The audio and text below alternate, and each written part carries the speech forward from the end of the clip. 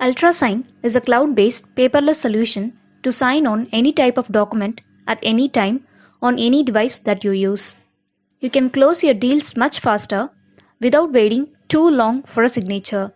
This video explains about the process of designing the e-sign document in UltraSignature. In the dashboard, click Add Local Folder icon. This will lead you to your local folder where you can select your document. I am selecting Lease Termination Agreement. One green ribbon will appear at the top of the screen telling you to click on the e-sign tab. Go to the left side and click the Add e-sign icon.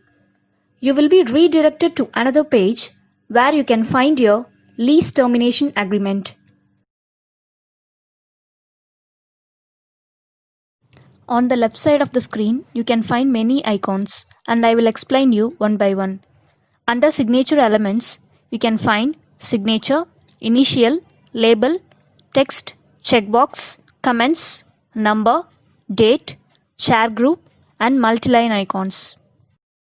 Under Edit this document heading, you can find eraser, highlights, and blackout icons.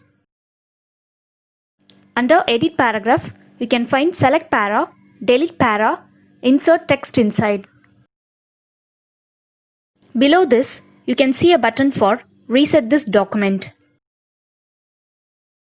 For filling the text inside the document, you have to click Text button and select the space where you want to type the text.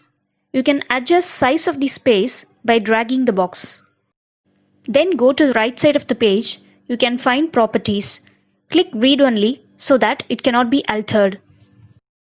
If you want to change the font size color, you do so by clicking them. You can click Bold, Italic, and Underline. When you go to the next page, you can drag a box and adjust as per your requirement. Like that, you can drag the date field. You can add the date by checking the initial date.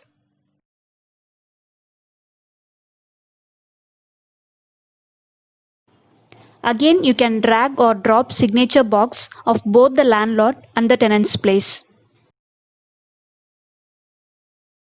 And click Read Only. And click the default signature. When you click it, one window will open. In that, you can see two icons for Draw and Type. Click Draw and come down to the bigger box. By using the cursor, you can sign your name and click OK. At the bottom, you can fill the date. If you want to erase, highlight, or color anything, you can do so by clicking the respective icons.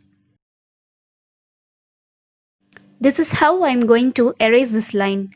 Let me show how I highlight the line. This is the way we can black out lines.